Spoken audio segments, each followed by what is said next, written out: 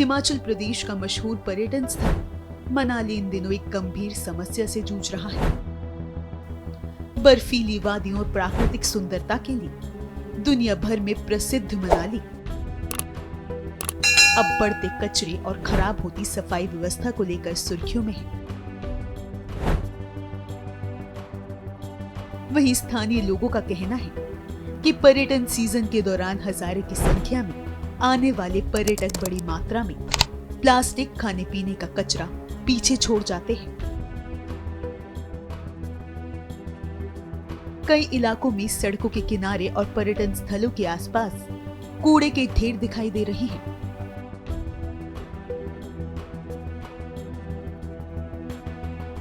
स्थानीय निवासियों का मानना है कि अगर समय रहते ठोस कदम नहीं उठाए गए तो मनाली की प्राकृतिक सुंदरता और पर्यटन उद्योग दोनों पर नकारात्मक असर पड़ सकता है।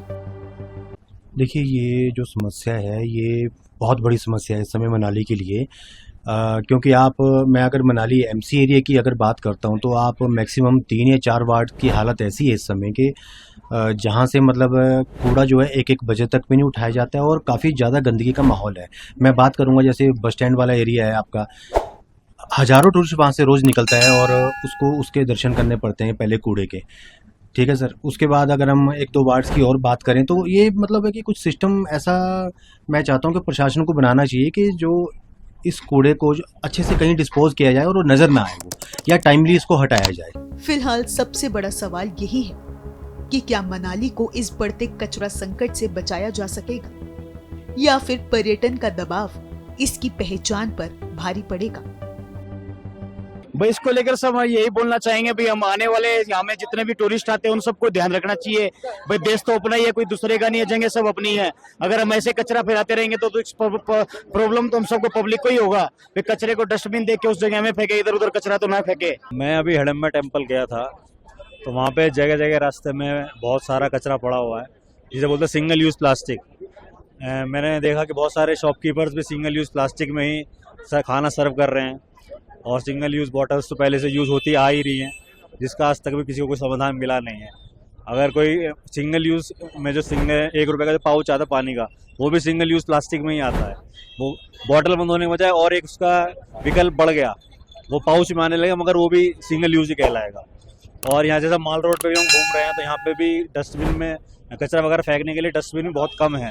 हार्डली 2 या 3 डस्टबिन मुझे दिखाई दिए पूरे माल रोड पे, इधर से लेके इस कोने से लेके उस कोने तक, जो कि एक अपना आप में जितना टूरिस्ट है उस हिसाब में सफिशिएंट नहीं है। मैसेज तो यही है कि अपना कम से कम कूड़ा करने का कोशिश करें। कोशिश तो तभी सफल हो पाएगी अगर यहाँ पर डिस्पोज करने के लिए उसको गवर्नमेंट की तरफ से कोई फैसिलिटी दी जाए। जैसे अगर सिंगल यूज प्लास्टिक है उसको डिस्पोज करने के लिए कोई यहाँ पे अगर मशीन लग, जैसे फॉरेन में अगर आपने देखा होगा तो हर बॉटल को डिपॉजिट करने के लिए ना वहाँ पे गवर्नमेंट कुछ ना कुछ रिवॉर्ड देती है पब्लिक को।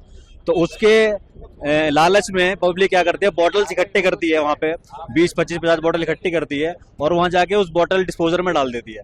तो उसके अगेंस्ट उनको कुछ ना कुछ कूपन मिलते हैं या फिर मनी मिलती है। अगर इस टाइप से अगर यहाँ स्पेशली यहाँ माल रोड पे कुछ लग जाए तो यहाँ पे आपकी जो गंदगी है ना ऑटोमेटिकली क्लियर हो जाएगी।